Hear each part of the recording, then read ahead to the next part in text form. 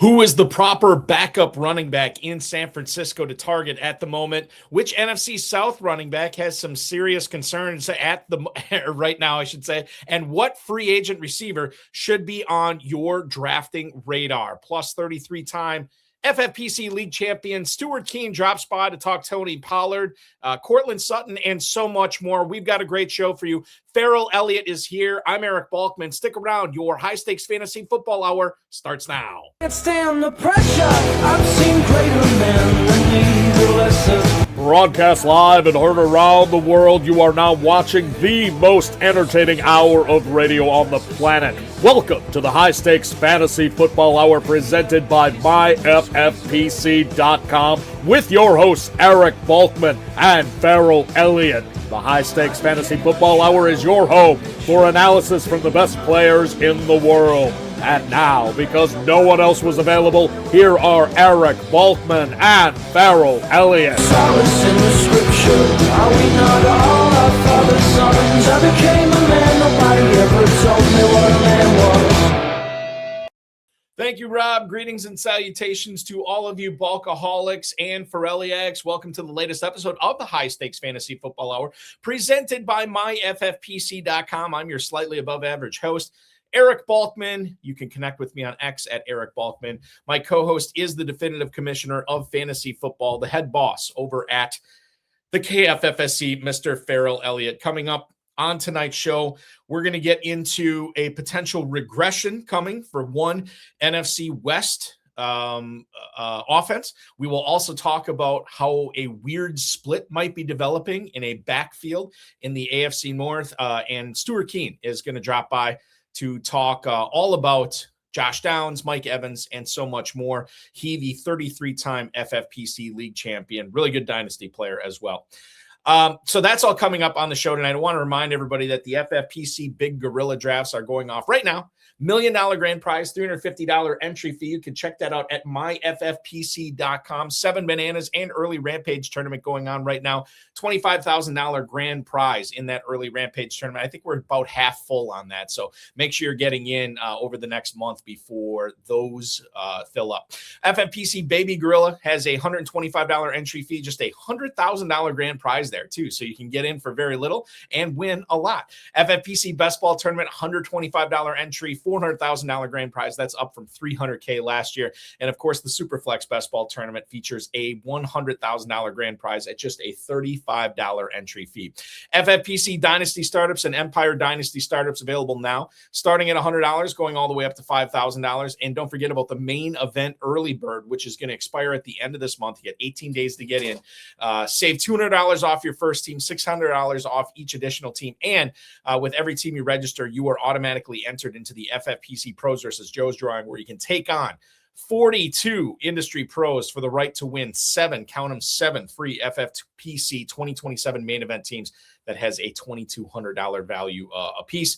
FFPC Chop Leagues are also going on right now. Guillotine style leagues, $35 is where they start, and they go up from there. All at myffpc.com, myffpc.com. Remember to like this video, subscribe to the channel.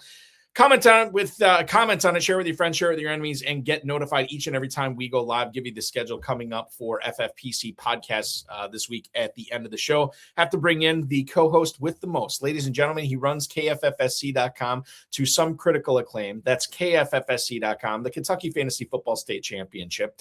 Connect with him on X and the Gram at Ferrell Elliott. He is the incomparable and definitive commissioner of fantasy football, Mr. Ferrell Elliott. Ferrell, good evening, sir. That is some kind of introduction, man. I'm very pleased with myself. I think, and Stewart's going to be such a great guest. With an introduction like that, I might just take the rest of the night off. Because it can't get any better. How do I improve on what we just heard? You leave on a high note, right? That's what there was a sign. I love Stewart so much, and I love you, Balky, and I don't want to leave you guys. So I'm along for the ride. You're along for the ride, and you're going to help. You're going to help us out with everything we're going to be talking about tonight, which I'm looking forward to. I'll do it.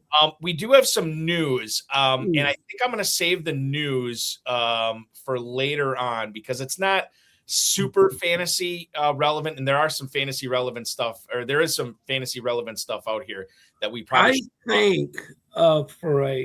think excuse me. the terminology of broadcast professional like yourself is that was a teaser. It was a tease. There. It was a tease. Yeah, absolutely. 100%. Mhm. So here's what I want to do to lead off tonight, Ferrell. We will go to the great city of New York, No. the Big Apple. Dan Dugan, who covers the Giants for The Athletic, reported that Malik Neighbors underwent a cleanup procedure on his knee multiple weeks ago. Now, he was having some stiffness in the knee, had some scar tissue going on there. And according to Dugan, the second surgery isn't expected to impact his recovery and how fast he's going to recover. Or how fast he's going to recover. The team is still hopeful, quote unquote, hopeful that he's going to be ready for week 1. But, having a procedure like this, not early in the rehab, we're pretty far along in the rehab here now. This is a torn ACL that he had in week 4 of last year. Did not have his first surgery until about a month later or so. I think when we look at this, there's a lot of different ways to unpack this because we know the Giants are on the upswing for the offense. Jackson Dart, they added Likely, obviously Scadaboo's coming back too. There's a lot to like here. But at the end, and we know Malik Neighbors is going to get volume when he comes back. The concern is here, and if we look at the Mojo, fantasymojo.com, anytime we cite ADP data, it's fantasymojo.com. Darren Armani, the godfather of the Pros vs. Joes Challenge. We use his website a lot on this show, and you should too if you play in the FFPC. Malik Neighbors has slipped now, Ferrell. He is a back end of the second-round pick as wide receiver 9. He's fallen behind Rashee Rice. He's fallen behind Drake London. Still going ahead of Pickens, Olave, Nico Collins. My question to you here is, how nervous are you knowing about this cleanup procedure, about soaking a late second or early third round pick into Neighbors, knowing that he might not be the Malik Neighbors that we have known to grow and love over the course of his career? I'm a little curious here, and I'm a little nervous when I can wait and grab one of these other receivers. I don't know if I want to target Neighbors anymore even at that price at the end of the second round. Balky, you do not live in fear, but you are a man that's not going to waste draft capital on a player that's not going to be available or a player that's going to be limited. You don't want a limited player in the season. He adds benefit to the New York Giants offense in any aspect where he's ready to be on the field. But for fantasy football, I don't think we want to be, the 3 guys that you mentioned after him, those players could be league winners as well. So there's no use to take that risk based on where he's going. If you can buy him at a different draft spot, it's just, I guess we're both saying that we're out of the Malik Neighbors business because there are just so many good receivers. We could keep going down that list and find guys we'd be pleased to have. Now, if you love the New York Giants passing game, obviously you're probably in business with Likely. If you think that you want to make a conservative play on a Darnell Mooney, I'll give you a pat on the back for that. Maybe Darnell Mooney, this is the year that he puts receptions and touchdowns together and has, at 28 years old, has a better year for fantasy players than he's had. He's had a couple 60-catch seasons, one 80-catch season. He doesn't seem to find the end zone much, but that was a product of where he used to be. Maybe in this team he does. So there's cheaper options in the Giants that might give you certain bang for your buck on certain weekends. Mooney is the second wide receiver going from the Giants this year in the FFPC Big Gorilla, but not till the 18th round. Wide receiver 76 for Mooney. Malachi Fields shortly thereafter in the 19th round, the rookie going from Notre Dame, going at wide receiver 87 for the Giants. I think the other thing to understand too with Neighbors is he was already priced in, understanding that we knew we weren't going to get full-fledged 100% Malik Neighbors because we rarely see that from a player coming off a torn ACL, right? So that was already baked in. And now with this cleanup procedure, I know it's it's reportedly not going to affect his injury timeline, but it is affecting the way I'm looking at Neighbors right now, and I'm probably going to go elsewhere at that spot if I'm looking at wide receiver for sure. Let's go to San Francisco, other side of the country. Matt Barrow, who covers the Niners for the Athletics, said that Kalen Black handles himself well as a backfield blocker. This was the guy who went off as the third running back drafted behind the two Notre Dame guys, Jeremiah Love and Jadarian Price. He's out of Indiana. He has a national championship to his name and could be the guy behind Christian McCaffrey. I know there's still some Jordan James people out there as well. But obviously, one of the things we always worry about with rookie running backs, Ferrell, is how are they going to hold up in pass protection? 32 pass blocking opportunities for Kalen Black this past year at Indiana. Did not allow a quarterback hit, only gave up 2 quarterback pressures. So he should be on the field. And I'm not buying into Kyle Shanahan, kind of reducing the workload for McCaffrey. I think he's just going to keep running him. He's not going to work a second guy in. So if it does come to be where McCaffrey goes down, Ferrell, who do you want on the team, on your fantasy team? Is it Kalen Black? Is it Jordan James? Is it Isaac Guerrero? Is it somebody else? Or do you not want to be in business with any of these guys? Because we might be looking at an ugly committee. At that point, I mean, if you're not a believer in McCaffrey this year, you should be believing in one of these running backs. I think I'm going to believe in McCaffrey, and I think that fantasy players shouldn't yawn when they see this running back is really good. A rookie running back is really good at pass protection, because a running back that can pass protect will find himself on the field with opportunities. And you take a look at what Black did and people that saw him. When this guy came to Indianapolis or Indiana, it was a situation where you said, okay, this is the end of a roster guy in the NFL, maybe a guy that's on the practice squad, maybe a guy that has to work into it. And then he goes out and he has a really great year at Indiana, like all of the Hoosiers did. And then he tests so very, very well. And then you begin to dig into him a little bit more. He's a refugee from James Madison. The coach brought many of them over. And you would say, at Indiana, he never caught the ball. But you go back and look at what he did at James Madison, he caught it all the time. So if he's good in pass pro and can catch the ball and can accelerate like his 40 time of 4.45 suggests, and his vertical, he's 5'9", 200 plus pound guy, and he still had a vertical of 38. He tore him up on the bench. Yeah, tip of the hat to Dizzle. Again, relative athletic score for this player off the charts. You have to like what you see in this player, and he'll be an interesting waiver wire pickup later in the year for those that don't draft him. But I think if I'm drafting McCaffrey, I might stash this player 18th, 19th round, because I think that's where he'll go. Yeah, you're looking at Jordan James going at running back 60 at the 1504, Kalen Black running back 62 at the 1605. So only a round separating these guys. I think I'm leaning more towards Jordan James at this point if I'm drafting a backup, not a running back. But and by the way, I'm not seeing a whole lot of running backs I like out there after like round 12 or round 13. And then at that point, I just might say, you know what, I'm going to take Black here anyway, just to see what happens. We're drafting early for a reason. We're trying to find some of these guys that are going to hit. And I don't even think the Niners know who they want to have backing up McCaffrey yet. So I think if they can get him healthy, they want to have Guerrero. Because if you go back to the previous year, if you go back to he didn't do anything last year because of his injury situation. He was week to week all year long. But you go back to the previous year, when he started, he had damn near 100-yard games. I have a soft spot for this player, and let's don't forget what he ran, 4.33. And I will say this too, a guy who ended his career at Louisville in college and began his career at the University of Wisconsin. So ties us for sure. It's kind of like our best buddy, Balky. That would be like our guy. That would be our guy. So I'm not Wisconsin guy. Last thing I'll bring up before we get to Stewart Kuehne, the 33-time winner here on the show. Bucky Irving has not been cleared to participate yet because he's coming off this shoulder injury. Pewter Report had this out today. Off-season shoulder surgery for Irving. He played through it last year, and we're going to find out as we get closer. And the Bucs don't know yet as we get closer to training camp whether he's going to be cleared and ready to go. Kenneth Gainwell, obviously, they gave him decent money to play football for the Bucs this year.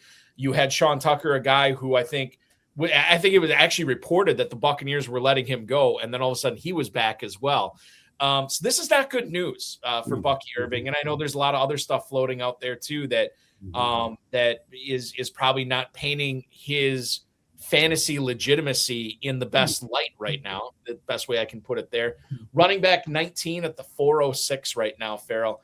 I'm looking elsewhere at that point. I'm getting away from Bucky Irving because you look at Gainwell and his pass catching prowess there. If Gainwell is going to do even like 70 or 80% of what he did last year, I'm not sure if Irving's worth that mid 4th round pick. I think about all those other pass catchers they have in Tampa now too. They added Ted Hurst to that cavalcade of pass catchers that Baker Mayfield has. So I don't know, man. I think mid 4th is a little bit rich for my blood for Irving at this point. Words from your mouth I thought I would never hear. I'm a little bit concerned. We talked about this last week on the show. A healthy Irving does not deserve a 4th round draft slot, I don't think. However, there's a number of there's running back issues with availability, so I'm not going to fault anyone that believes in him like you. Now, I'm a bit concerned by what you're saying because I think that might hurt your spirit and will to play fantasy football this year and to be part of the fantasy football world with no Bucky Irving. We've got an expanded Thanksgiving roster of games now that maybe we can talk about later.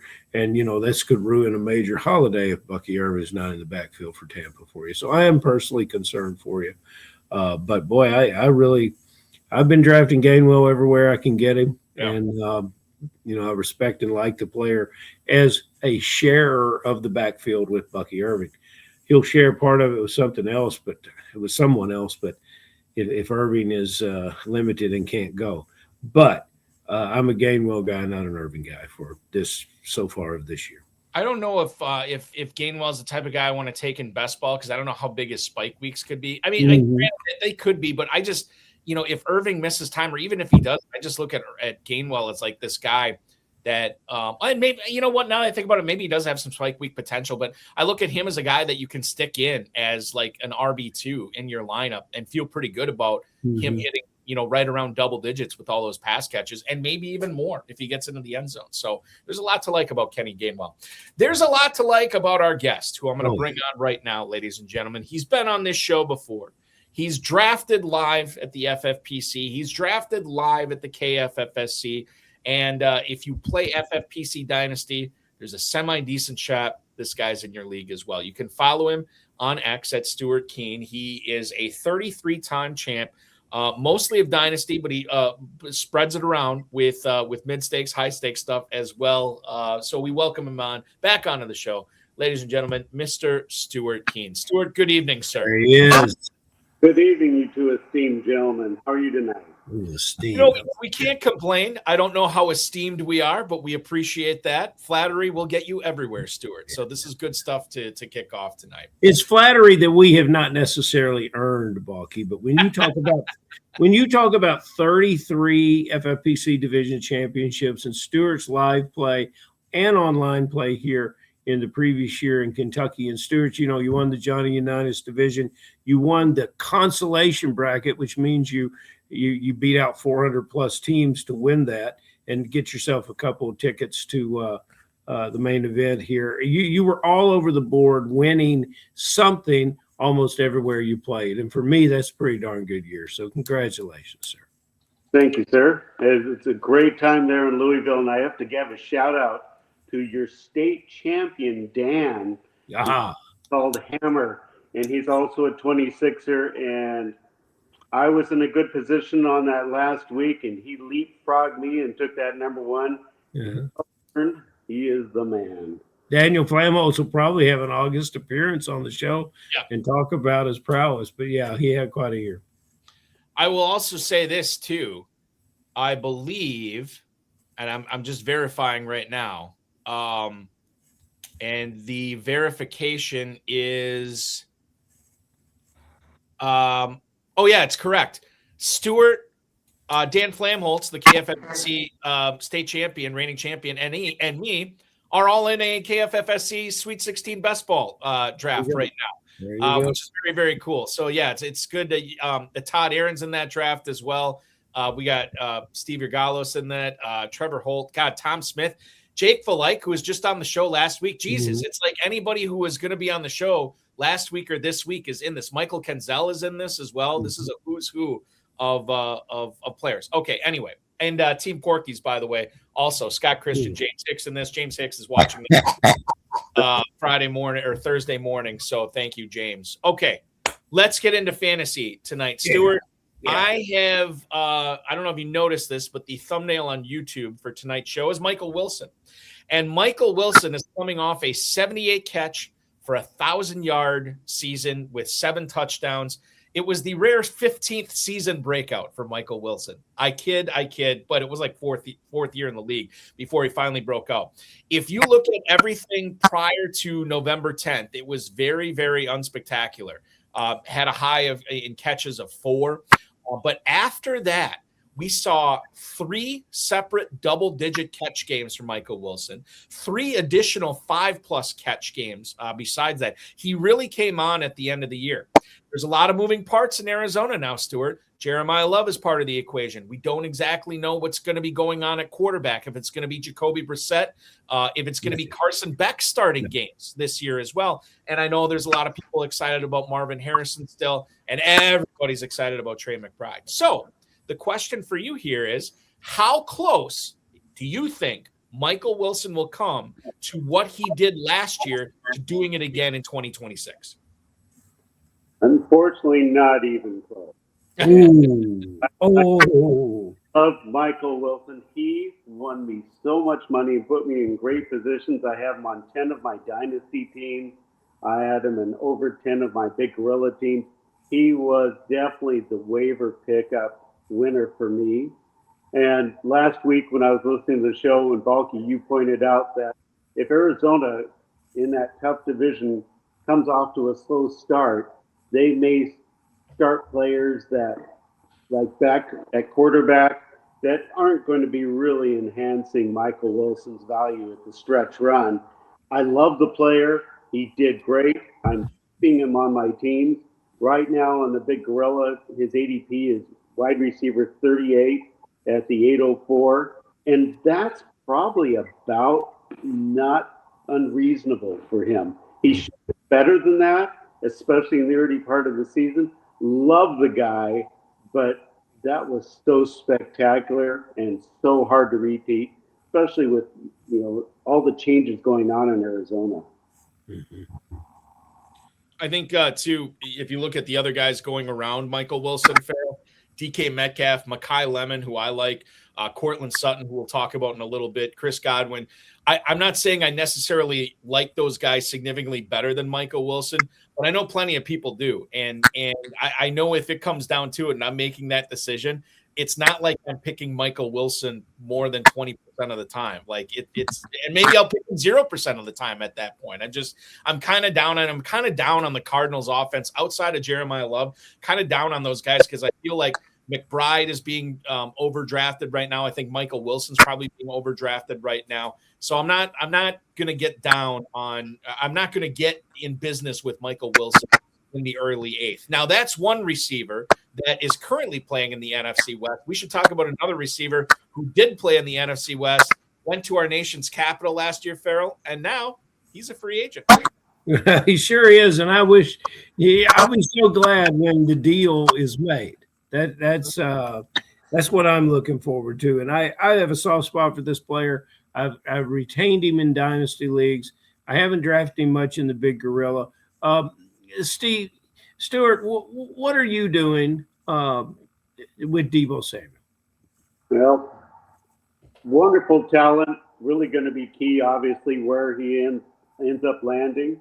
Right now in the Big Gorilla, his ADP is wide receiver 70 in the 17th round, 1706. And at that price point, I would definitely take a flyer on Deebo Samuel. I mean, last year he was wide receiver 25 in the FFPC. And so he has so much potential upside. And, you know, it was one of your last round picks. Absolutely. I would snag Deebo. Well, and Deebo Samuel for free. And that's a wonderful. And can you conjure up a ideal landing spot for him?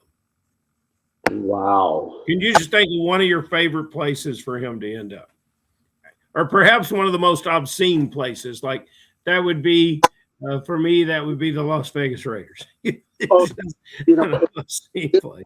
I'd be from the NFC West competition. Him landing in Seattle would be just really an unusual landing spot, but with the how the Seahawks play the 49ers. And I don't know if you guys rewatched those games against the Rams last year, Seattle, the Ram games.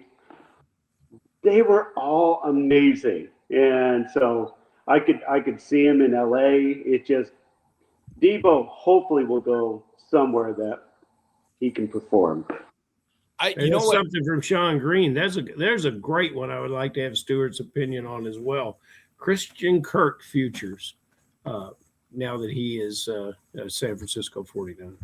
You know, that's going to be interesting, and I'm going to kind of save a response to that because I've got a really hilarious thought process. But right now, that power plant next to the 49 stadium has some definitely some juju on it that is just messing with that team. And to have, you know, a wide receiver like Mike Evans, who I adore, and he's a great talent in the whole 9 yards.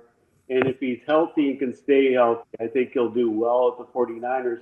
But, oh, my God, he has gone to a place where bad things happen to players in San Francisco. Look, their injury luck the last couple of years has been horrific. Worst in the league. It would not surprise me at all, gentlemen, if we found out that Stan Kroenke is the owner of that substation in San Francisco, that he is making sure that it is there and it will remain there as long as the Niners are practicing there. Just another way for the Rams to get a leg up on the Niners in that division. Out there, as long as we're talking about Deebo Samuel, potential landing spots, I think Miami would be interesting to put him on Dolphins with Malik Willis, all those young wide receivers. You know, it probably would only be like a 1 year thing, but I love the idea of putting him in the backfield, putting him in the slot, putting him out wide with that offense. I think they could do some fun things in Miami with Samuel down there.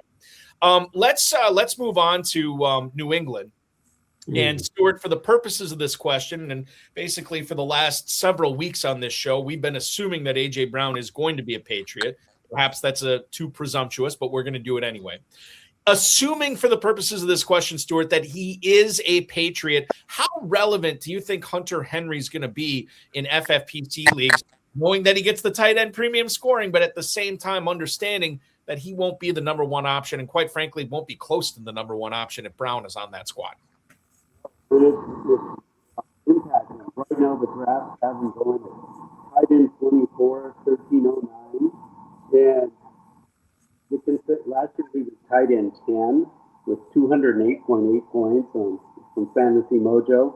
Right now in that 20s range, and so he basically would be, if I was drafting, he would be probably my number 3. I don't know if I'd have him as my number 2. He'd be in that borderline 2-3 tight end. Is more of a backup, but certainly I would not draft him. He's not getting drafted as your first tight end.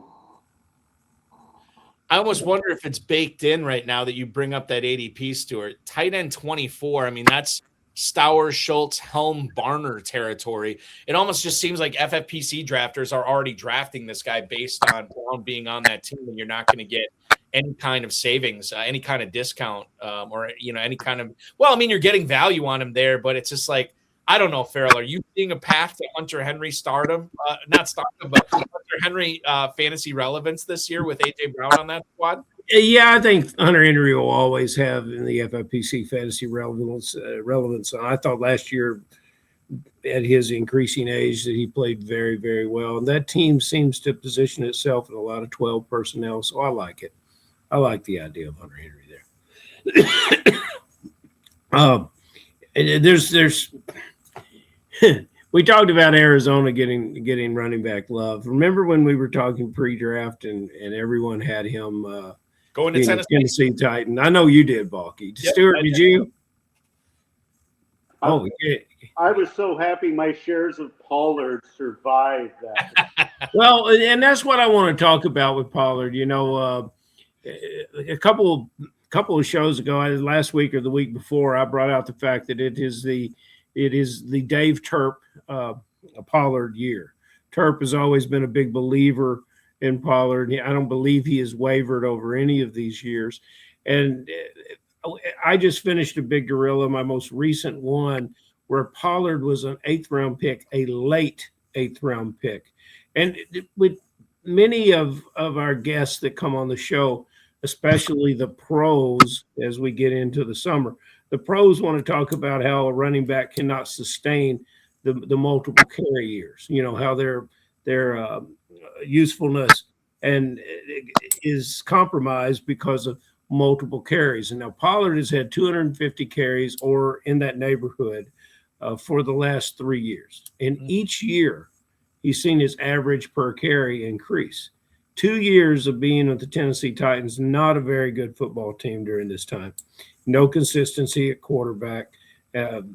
The only thing that has decreased for Pollard is the number of receptions. So we're looking at a guy that averages 4.5, 4.6 yards a carry, is going to get 1,000 yards every year and can catch the ball and is on an improving team. Why is nobody drafting him, guys? I don't, why is he, when there's no running backs available, why is this guy available in the 8th round? And I'm talking post-draft, not pre-draft. Balky, you got any updated numbers? And Stewart, you're happy about Pollard in your dynasty lineups. So am I. What are you going to be doing with him when you come to play in the main event and start drafting live? Well, if I can get him available right now, he's going as RB 32 in the 709. And I will definitely go for Pollard at that 7th, 8th round. Very happy. He was RB 23 on FFPC scoring last year. Tennessee doesn't have a whole lot else. You've got Tajay Spears or Nicholas Singleton. And the odd part is both of their ADPs are almost back-to-back. Great. In RB 51 and the 1304, and Spears is going as RB 4 in the 1308. So it looks like you're getting the Tennessee backups in the 13th round pretty consistently. Mm-hmm. Well, apparently drafters don't think the player's going to have the year that he had last year or that the team is improving. And I'll tell you another thing about drafting the running backs and how quickly they're running out in the draft. This guy hasn't missed a game, I don't think, since 2021. So, the durability in that aspect is something you love to have players available to play. Well, and there's a value at RB 32 in that Football Guys has him as RB 26. Mm-hmm. And you have other in that 26 to 30 range. And so getting him at RB 32 is a good value. And I'll just share this too. I think with Pollard, there is a little, like everybody knows, Love is not on the Titans, right? So we should be there should not be a reason that Pollard is slipping to the end of the 7th. What's not to like about Tony Pollard? He is on an up and coming offense with a brand new offensive coordinator, Brian Dable. He is the lead back there. I don't think Tajay Spears is any kind of threat. I don't think, and maybe I'm speaking out of turn, I don't think there's a ton of Nick Singleton redraft love out there going on where people think he's going to be eating into Pollard. So I don't know. I mean, I just think that there's, you want to talk about spending, a draft pick. What do we say, 709 right now in the Big Gorilla? Mm-hmm. I mean, there are a lot worse ways to spend it. I know there's a significant amount of fantasy players out there saying, there's no 0 RB targets. Well, there are still some out there this year, and I think Pollard's one of them. If you go 0 RB and grab him as your number 1 running back or number 2 running back, I think you're doing things right. So I'm excited to see what Pollard does this year, and certainly a guy that I'm going to have to take a closer look at in my draft so far this season. We mentioned the Rams earlier. I do want to get into this with you, Stewart, a little bit. Matthew Stafford won the MVP last year. Devontae Adams clearly looked a step slower. He missed some time due to injury. And if you look at his stats, they were heavily inflated by touchdowns, which are not a sticky stat. I'm wondering your thoughts on the Rams offense in general when you consider what I just said about Stafford and Adams. Do you think there's some regression coming there for this Rams offense? Absolutely. I believe some of that they were forced on the offense because how bad that secondary was for the Rams. They were just having to score points to stay in games. And they had some real epic battles. I thought Stafford, he definitely earned the MVP. He was just spectacular. And what was so fun was he was able to be picked up on waivers for my Big Gorilla teams. And so if I had a quarterback who was injured or something and I was able to get Stafford early enough, he did great, obviously, for those teams. Adams right now is he's going as wide receiver 26 in the 5'11", and Stafford's going as QB 14, 1204, and Puka's, Puka in wide receiver 3, and Kyron Williams is RB 16 in the 310. So the regression is going to be a little bit. It's not going to be falling off the cliff or anything. That is just too much talent, too well coached of a team that really going to perform solid, but definitely not at the same level as they did in 2025. That's just Okay. I wonder, I had a stat today.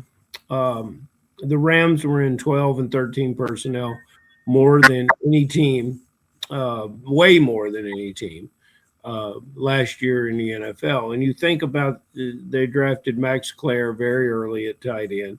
And you think about what you just said, what you gentlemen just communicated, and you think, well, they're going to try to draft some defensive players and bring them in, and they just keep adding to this offense. They just keep trying to make it bigger, better, when it's already one of the best offenses in the league, if not the best. So nothing they do surprises me there. Let's just put it that way. Double-digit touchdowns for 2 receivers, why not? I don't know if we'll have that in Denver, though, guys. I look at the Broncos, and the acquisition of Waddle, I think, is a great acquisition. And now the quarterback, he's learned a lot about the league. I think he's going to continue to get better. I really love the direction the team is going. I think they're headed to the Super Bowl this year, and I think that their players are going to have significant fantasy stats, including Waddle.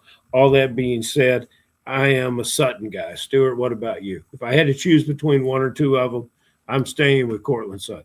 And I think I will be in the vast minority of fantasy players that say that. But Stewart, what side are you on? I am with Ferrell, big time. Wow. Sutton might be my most drafted player. Right now, he's going off as wide receiver 39 in the 805, and Waddle's going as wide receiver 23 in the 506. And basically, Sutton's size, how often he was used in the red zone. Yes. And that Bo Nix really has his favorites. Waddle is definitely going to help that offense, and he will do fabulous. But Sutton's drop-off, he ended up the year wide receiver 13. He has been in the year as wide receiver 39. And you guys talk about, wow, I didn't realize that. You guys talk about the touchdowns not being, Balky, you use the word sticky, a sticky stat. Well, last 3 years, Sutton's got 25 touchdowns, 8, 7, 10. That's kind of sticky. He's a red zone target. He's got the relationship with the quarterback. Again, I think perhaps we've uncovered a steal of the draft. So what is that? You said wide receiver 39. What does that translate to as numbers, Balky?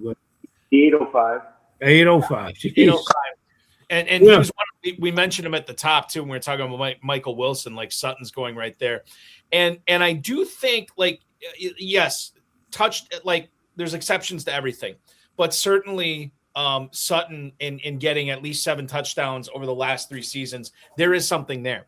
And I do think while Waddle's presence on this team will probably take away some volume, I don't necessarily know if it takes away the touchdowns, right? Like Waddle's going to get touchdowns or whatever, but I just feel like Sutton is the better end zone target. He's the bigger body guy that can win contested catches. That's not really what Jalen Waddle, what he does and how he wins. So there is something to be said about Sutton maybe scoring a boatload of touchdowns again this year, maybe even more, because Waddle keeps him on the field longer. I don't know, things that we need to consider. Stephen G's coming in with something that we need to throw up on the screen because.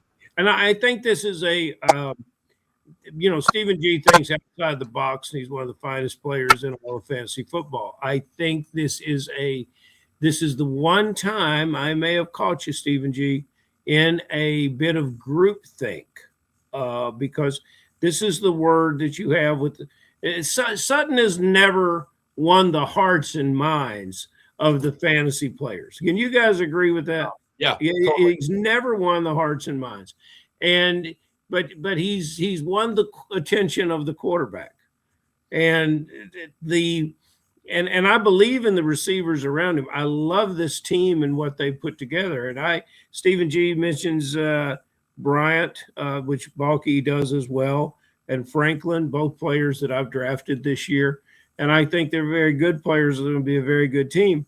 But somehow, in our question, now Sutton is dust. I just don't think we go from the production we've had, barring no injury. I don't think we go from that production to this. I don't think these players, Steve, have been acquired over the years, and Waddle acquired in free agency to supplant Sutton. I believe they've been brought in to make a receiving core.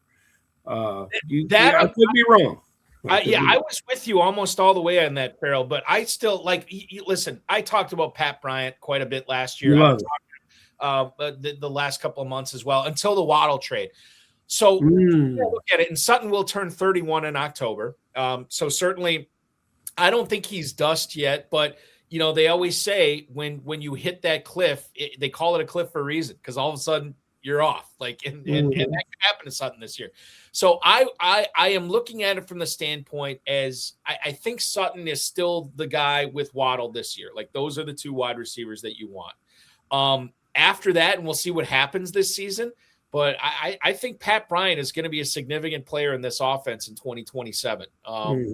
Even if Sutton is still on the team, based on how they drafted him. And I know Steve said maybe Sean Payton's going to outsmart himself. That's certainly a possibility. But I still do like Pat Bryant quite a bit going forward. And that's our Broncos portion. Well, I'm happy I drafted him. There you go. Stewart, let's throw it back to you here, and we'll talk about Rico Dowdle, Jalen Waddle. I guess we'll throw in Caleb Johnson into this little Steelers gumbo we got cooking up in the running backfield discussion here. But, primarily it's Dowdle, primarily it's Warren. How do you think that backfield split's going to be right now? And I'll beat you to the punch on this too. I'll tell you right now, in the FFPC Big Gorilla, over the last 7 days, you're looking at Caleb Johnson going in the 20th round, and then you're looking at Jalen Warren and Rico Dowdle going back-to-back, running back 29 and running back 30 in the mid-7th, Stewart. Are you kind of like, this draft I'll take Dowdle, this draft I'll take Warren, or do you like one of these guys better than the other? It is. I mean, the drafters are telling you what they all think. They're all thinking it's going to be a split backfield.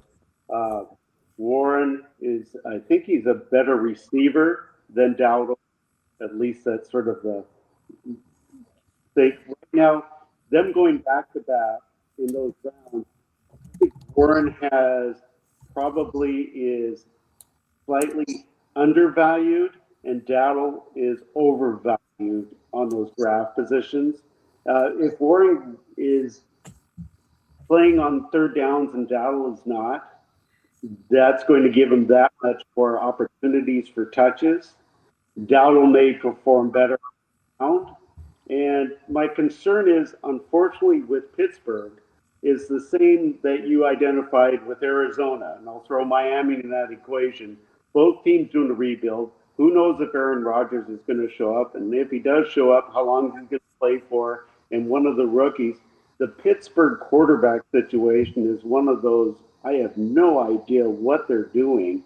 And it just looks like they're just sort of kicking the can down, and then, you know, their old coach could do magic and perform and get those 10 wins. But they've got a new regime, the whole 9 yards. It is just kind of a potential mess. If they don't do well, will they bring in the rookie quarterbacks, and that'll really impact the Steelers' performance. So if I had a choice, I would say it's a close Warren first, Dowdle second, but they are really close. And if I run into that 7th round and one or the others available, I will pick Warren first, but I won't feel bad about snagging Dowdle. I like that strategy, and you know, there's a number of Steelers players that I really admire, but everything you said about them is true. And I'll throw this one thing out there, guys. You know, if need be, Pittman can play quarterback. Once you guys be aware of that, he can play a little quarterback. You know. Well, you know, last year, the guy I avoided in all drafts, Brian Thomas Jr. And you know what? I can't really break it down to you in a logical reason why I did. It just didn't feel right, look right. It was an extra sense of football scouting and fantasy football scouting. And I'll be avoiding him again this year because we just have too many receivers. I'll let somebody else take that risk. Your thoughts, Mr. Stewart Champ, on Brian Thomas Jr.? I wish I had followed your advice last year. Did I actually give it to you? Oh my gosh. I drafted him, and obviously, along with everyone else, was disappointed in the performance. You know, Parker Washington, what a surprise. I mean, he just really was in that backfield. And Jacoby Myers, he's not going away yet. He may be getting close to dust, but he's not quite there yet. And it wouldn't shock me if it's that same Parker Washington, Jacoby Myers, and Brian Thomas in the same order at the end of the season. It wouldn't surprise me at all. I think Brian Thomas has so much talent, but he just can't get on the same page with his quarterback. I see that. Balky, do you see? I think that's what I saw in the season. Yep. And maybe, you know, he's a very young player, and you know, the Jacksonville Jags will say, hey, we're happy with the 50-catch season of our rookie wide receiver. They're likely to tell you that. They want to see more. You know, I think he rarely scored a touchdown last year. I'm just, I don't want to fly a negative flag on any player. There's good aspects about the player. I think he's a positive ascending player in football, but I don't know if he's ready for your fantasy football roster. So the tightening of the Jaguars receivers in big gorilla drafts right now is real. Mm-hmm. Washington, wide receiver 34. Brian Thomas, wide receiver 35. Myers, wide receiver 41. Washington and Thomas, both mid-7th round picks. Myers going in the early 9th. I know it's lazy, but I'm going to say it. I like Myers best out of those three, given the price.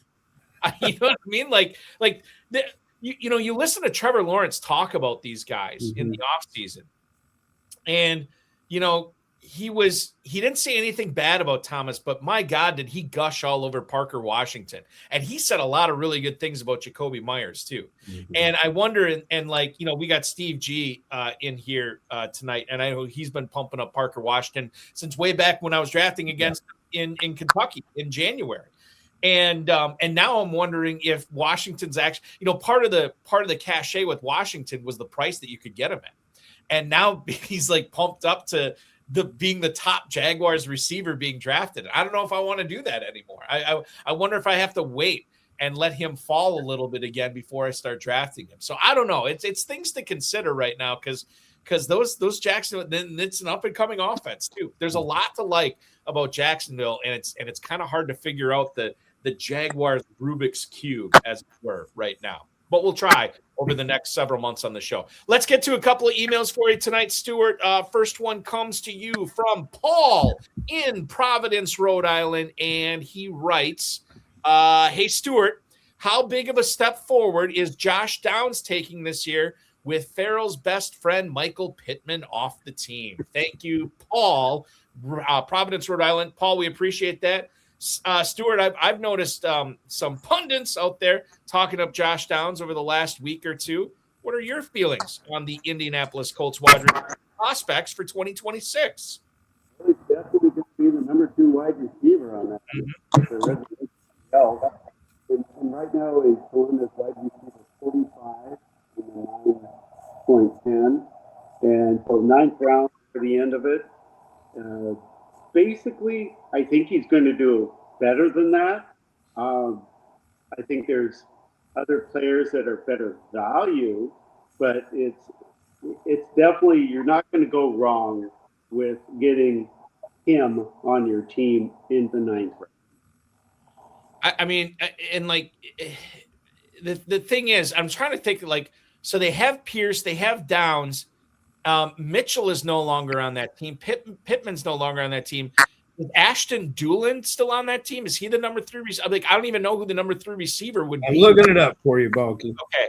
But it's like, to me, it's Pierce and Downs. Pierce is a 6th-round pick. Stuart just pointed out Josh Downs is in the 9th. And obviously Tyler Warren is on this team. You know he's going to have a good season as well. But it's not like they have this elite pass catcher in the backfield. Maybe they do with Jonathan Taylor, but it's not like he's catching 60 or 70 balls this year. So, I mean, doesn't Downs have to play more? Like, I know he was coming off the field in 2 wide receiver sets last year. I don't know if that happens this year. You know, they have one of my favorite lack of producing receivers in all of football, Nick Westbrook-Akini, who I expected something from last year, and I think we got about 10 catches. But I like the physicality of the player, the length of the player. There's some aspects to like of him. Deion Burks, 7th-round draft pick, is in there, and Laquan Treadwell is going to prove there's some tread left. So there you go. That dude's still in the league. Good for him. Laquan Treadwell is there as well. So Laquan Treadwell, by the way, if we look back on this guy's career, he will turn 31 next month. He was the 23rd overall pick in 2016. The Indianapolis Colts are his 8th NFL team. God bless you, Laquan Treadwell, the grinder, still in the league. That's awesome to see. Okay, final question or final email. We have one more question after this email for you, Stuart. This comes from Mike in Marblehead, Ohio. What's up, Stuart? Are you drafting Mike Evans based on him staying healthy this year?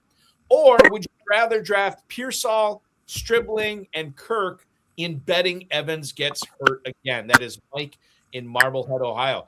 Interesting way to play the Niners receivers this year, Stuart. How are you doing it? Well, really love.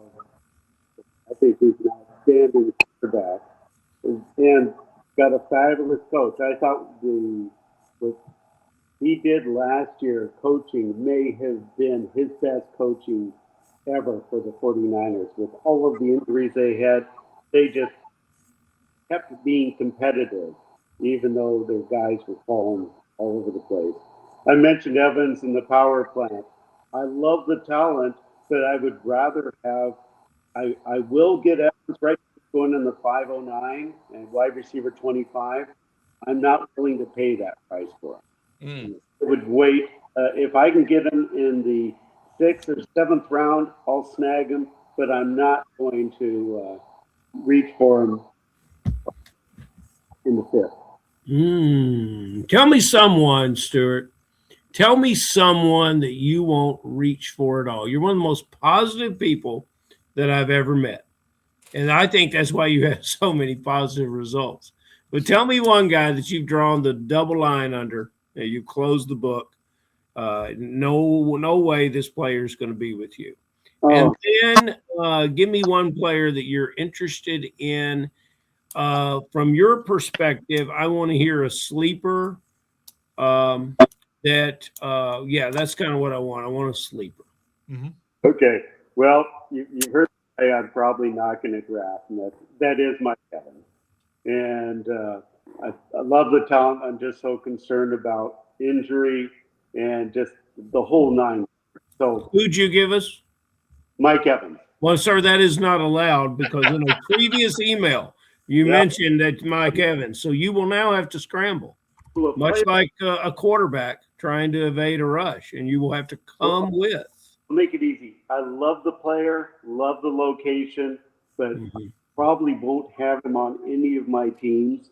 I wasn't able to get him in Dynasty because I didn't have the 101, but I probably won't have Love on any of my teams because I don't want to pay that price. Okay. Fair enough. And there's outstanding running backs that are in better situations. And as Balky pointed out last week, I think they're going to fall off. They're packing it in. And that is such a crowded backfield. They got to trade a couple of guys because they have just way too much invested in the running back position for Arizona. You know, the thing with the Cardinals too is, I know the last couple of years running backs have basically stayed healthy for the most part, at least the upper echelon elite guys in fantasy. But man, if there's a running back that goes down this year, and there's probably some backfields out there right now that could use a running back, Arizona could deal one of those guys.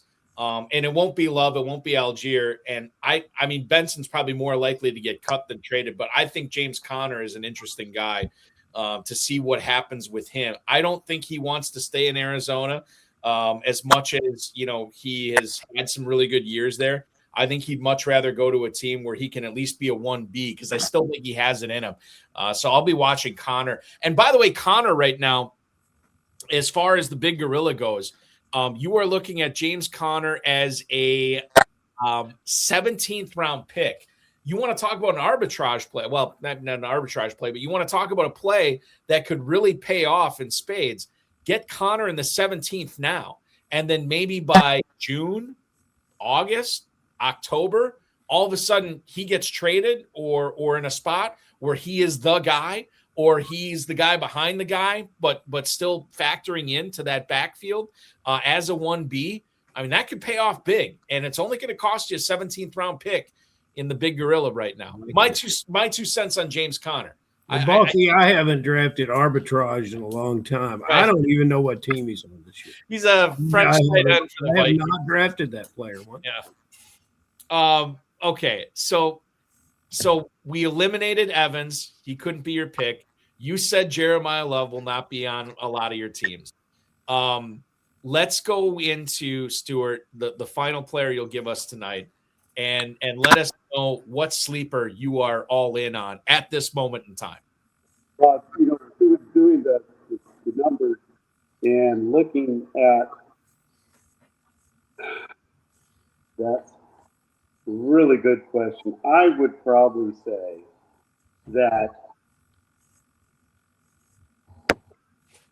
I'm going to go the guy I'm really kind of, again, in that 17th round, I got to go back to Debo. Yeah. He's just one of those just sort of lurking. If he finds the right spot, it's going to do great. Right now, because of the lack of information, everybody's sort of dealing with the same sort of metrics, and there isn't a lot of surprises in the drafts that are going on right now. Raiders, Patriots, Bears, these are all possibilities. I mentioned the Dolphins. These are all possibilities for Samuel. And that's what's great about this show, because you guys uncover possibilities. And the fact that the NFL is playing a game, and it's very timely that we talked about it tonight, because the NFL is playing their first regular season game in Paris. Yep. So, arbitrage may have a return to his origins. So you guys are just uncovering so many things. Yeah. Fantastic. Pierre Arbitrage, going to be a San Francisco 49er this year. They're going to pick him up as part of – what's the plan, Ferrell, that you can have like a player from overseas or from a different country? Yeah, that's the Pathways, NFL Pathways program. Yeah, So the Niners getting Pierre Arbitrage on their team this year to take advantage of that. We took advantage of a great fantasy mind on the show tonight. He is a 33-time champ in the FFPC, multi-league winner many times over in the KFFSC as well. Stewart Kuehne, follow him on the X at Stewart Kuehne. Stewart, thank you so much for hopping aboard tonight, man. We really appreciate it. We will talk again very, very soon, and enjoy the remainder of drafting season, my friend. Thank you. It was fun talking to you both, as usual. Absolutely. See you, brother. You got it, Stewart. That is so much fun. 33-time champ. Stewart Kuehne hopping aboard tonight on the show. Great stuff from him. Great stuff that we are sort of like, we're in the thick of it now, Ferrell. We're coming up on mid-May, and we're drafting. We are enjoying the landing spots, and it's the rookies are kind of settling into ADP. Not a lot's going to happen probably now until we get to deeper into the summer with OTAs and training camp and so on and so forth or whatever.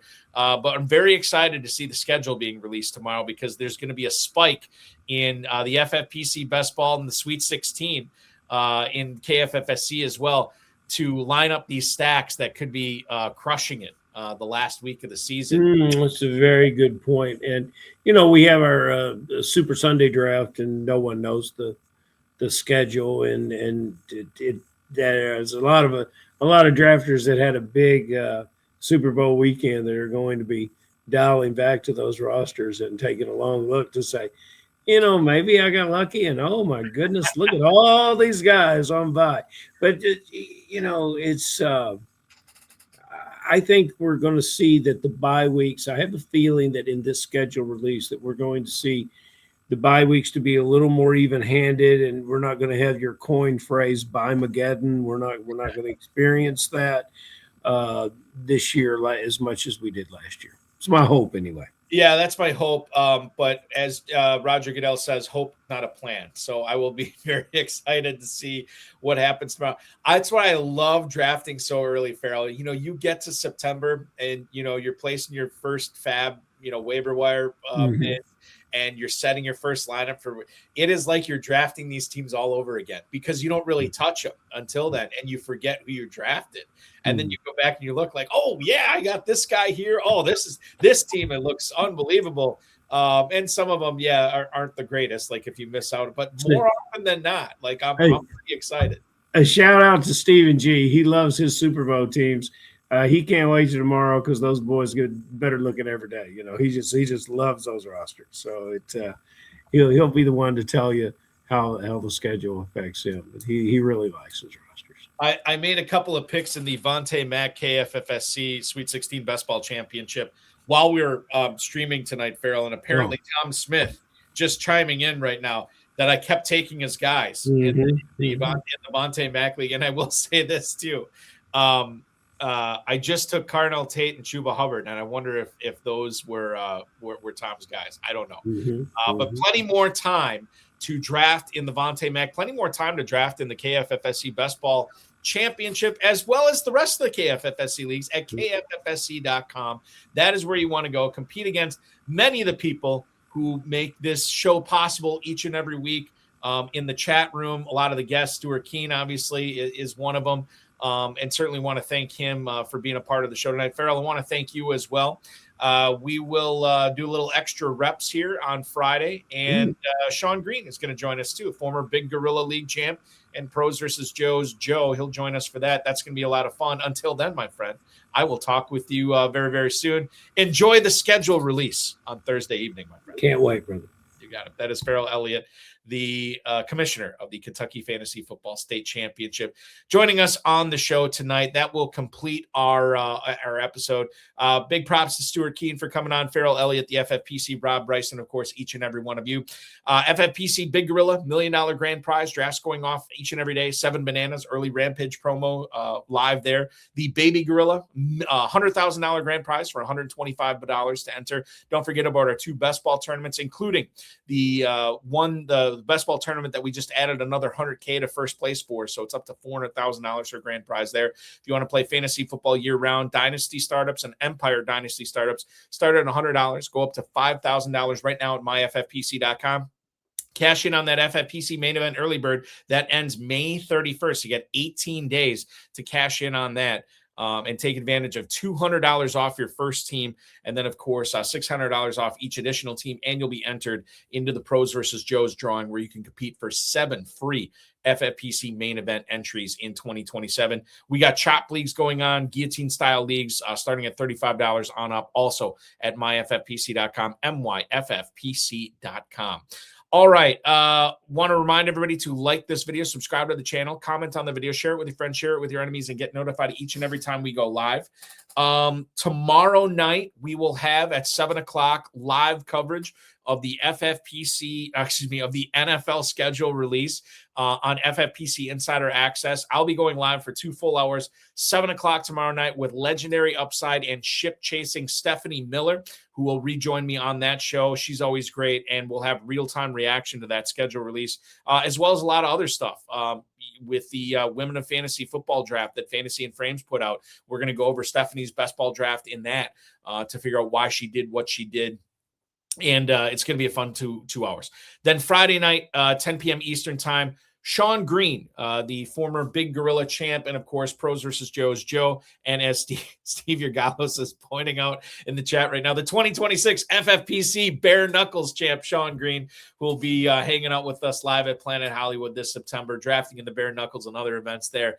He's going to join us at 10 p.m. on Friday as well.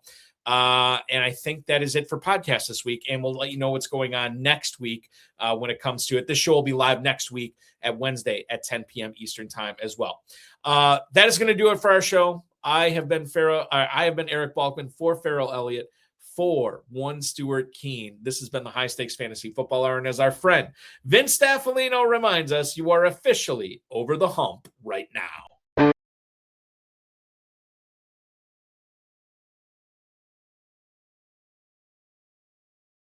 This has been another episode of the High Stakes Fantasy Football Hour presented by myffpc.com. It was broadcast live and was watched around the world. Balky and Ferrell will be back next week with more analysis, more interviews, and more advice from guests much smarter than they are. Thanks for watching, and we'll talk with you again next week. I do want to reiterate, if I remember correctly, the schedule release comes out about the same time our show goes live on FFPC Insider Access tomorrow. So we'll try to do some real-time reaction to it. But the schedule release reaction will start basically at 8 p.m. Eastern time. We'll get into a lot of other stuff in the first hour, but don't worry. We'll be watching the schedule release with you to find out not only where our personal favorite NFL teams are playing, but where our fantasy players are going to be playing and when they're going to be playing this year as well. Always a fun night, and it all happens tomorrow. FFPC Insider Access begins at 7 o'clock Eastern time. Be good, everybody. We'll talk with you again very, very soon.